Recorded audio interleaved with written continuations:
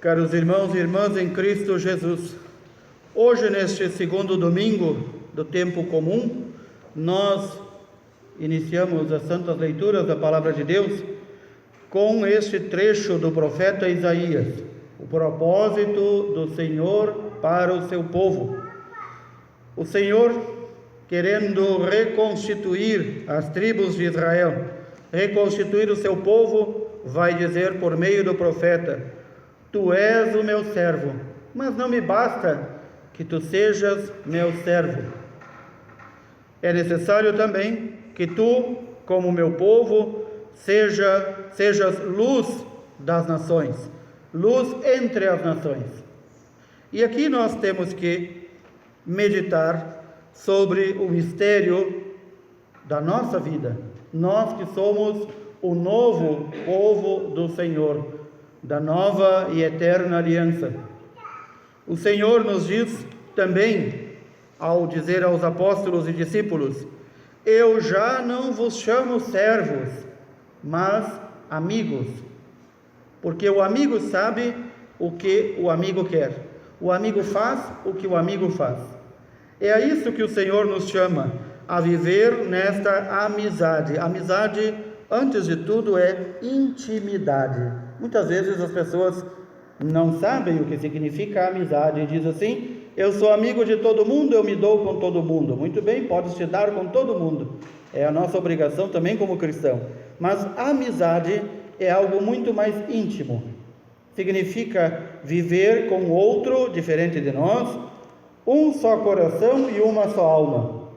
Aliás, São Lucas, nos Atos dos Apóstolos, nos vai dizer isso, que a multidão daqueles que seguiam o Senhor no início da igreja eram um só coração e uma só alma. Significa que todos pensavam o mesmo, todos procuravam o mesmo, todos viviam da mesma forma, com tudo em comum. Aqui nos vem esta meditação. O profeta Isaías já nos fala que o povo de Deus deve ser não apenas servidor do Senhor, mas amigo íntimo. É isso que nós ouvimos também no Salmo 39. Quando nós confiamos apenas no Senhor, Ele se inclina para ouvir as nossas preces e as nossas necessidades. O que é este inclinar-se? É uma figura, obviamente, de linguagem que nós usamos quando tratamos com um amigo. Nós falamos com um amigo, não falamos para os outros. E este amigo que faz, inclina-se para ouvir melhor, aproxima-se de nós. É a esta intimidade que nós somos chamados. Ora, como é que nós, seres humanos falhos, pecadores, vamos nos tornar íntimos de Deus? Nós já nos tornamos íntimos de Deus pelo batismo. Pelo nosso batismo, fomos transformados em morada da Santíssima Trindade. O Pai, o Filho e o Espírito Santo vieram morar em nós. A pergunta que nós devemos fazer é: e permanecem? E nós deixamos a Santíssima Trindade permanecer em nós? Por isso, nesta primeira carta, este início da primeira carta de São Paulo aos Coríntios, nós ouvimos São Paulo nos dizer: Deus nos chamou para nos santificar. Ninguém que é chamado pelo batismo é para se perder, é para se santificar. Por isso, muitas vezes a palavra de Deus vai dizer que o povo de Deus já é santo. Por isso nós dizemos que como igreja nós já somos santos, não como santos perfeitos e puros no céu, mas naquela santidade que vai crescendo no dia a dia. Na medida em que nós, pelo nosso pecado pessoal, nos afastamos de Deus, nós perdemos esta amizade, essa intimidade com Deus. Deus não perde conosco, Ele não nos abandona, mas nós, com o nosso pecado, dizemos a Deus: não quero ser teu amigo, não quero ser teu íntimo, não quero. E por que isso ainda é tão forte em nós? E por que ainda não somos santos de fato? Porque nós ainda falhamos naquilo que nos pede o Senhor. Não apenas sermos servidores do Senhor, mas sermos luz entre as nações. Significa, aquilo que o Senhor nos pede ser sal da terra e luz do mundo. O verdadeiro cristão, que procura a sua santificação, ele procura salgar, ou seja, dar sabor por onde passa. Não o sabor do Padre Kleber ou do seu Antônio ou da Dona Maria. O sabor de Cristo. Em tudo que faz, ele tem que botar o sabor de Cristo.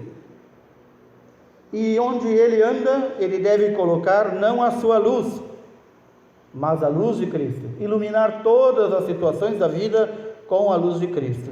E então nós podemos fazer aqui o nosso balanço da nossa vida e podemos também fazer o nosso balanço como cristãos em geral.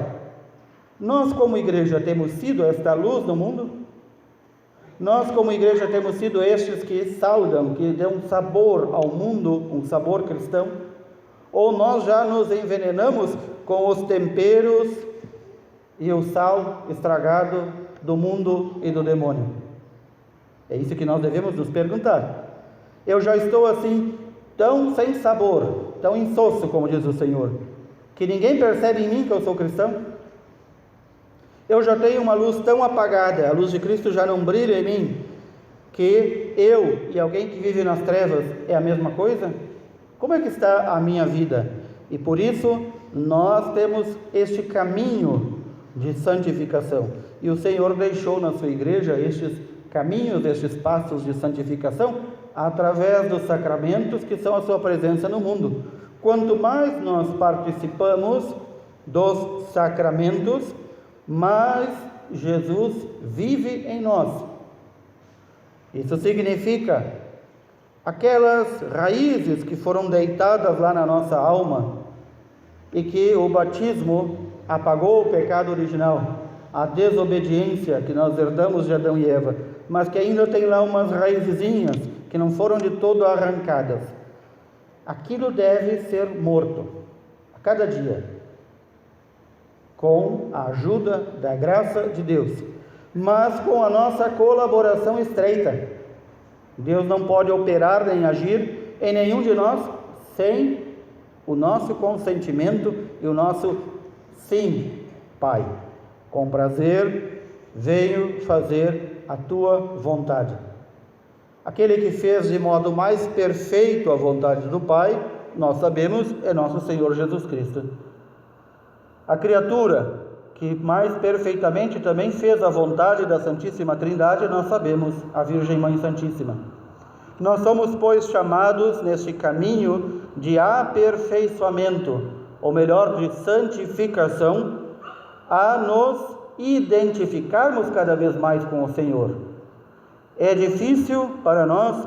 É humanamente impossível, até podemos dizer.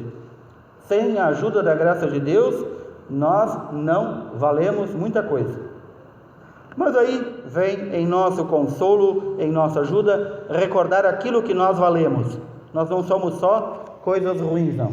Nós também temos coisas boas. Porque o Senhor nos mantém vivos, é porque Ele espera ainda de nós a nossa conversão e mudança. Primeiro, o Senhor espera em nós, em cada um de nós. Segundo, o Senhor nos ama. E ama tanto que nos deu seu Filho para nos libertar do pecado, abrir as portas do céu e nos conceder a vida eterna. Estes dois pensamentos devem nos levar a meditar. O quanto eu valho? Quanto é que eu estou valendo para Deus? Eu valho a morte do próprio Filho de Deus. Eu valho cada gota de sangue, suor e sofrimento que o Senhor derramou por nós. Isso nos deve levar não a ficar aqui chorando a vida inteira os nossos pecados, mas aí o Senhor deixou o remédio na sua igreja, o sacramento da confissão. Fazermos a nossa faxina geral, pedirmos ao Espírito Santo que nos ilumine, para que nós vejamos qual é o estado da minha vida. Qual é o estado da minha vida? Eu tenho sido luz para as nações? Eu tenho sido amigo íntimo do Senhor?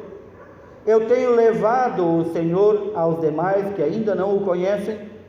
São essas três pequenas coisas que nós devemos nos perguntar. E então o Espírito Santo vem em nosso auxílio e nos ilumina profundamente. Há quem veja a sua vida como uma podridão, e há quem veja a sua vida como já alguns passos avançados.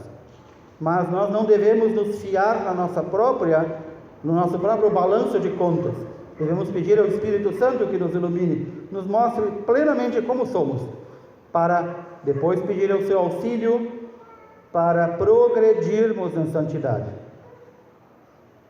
Quem é que se engana? Quem se engana é quem confia no seu próprio discernimento, no seu próprio juízo. E muitos se enganam quando dizem: não, mas eu não faço mal para ninguém, eu sou uma pessoa boa. Jesus não veio para criar uma igreja de pessoas boas, veio para criar uma igreja de santos. E os santos não são uma prerrogativa dos sacerdotes, dos padres, dos bispos, do Papa, dos religiosos e religiosas. Ele quer todo o seu povo santo, todo.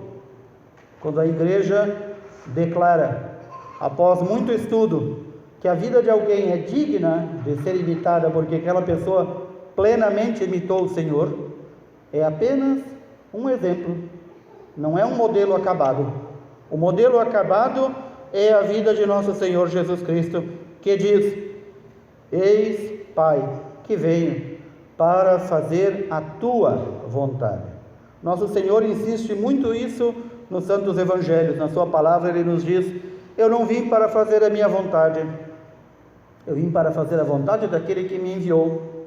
Já não vos chamo servos, vos chamo amigos, e se sois meus amigos de Jesus, vós fareis o que eu mandar. É assim que funciona a amizade com Deus. Procurar não fazer a nossa vontade, mas a vontade dele.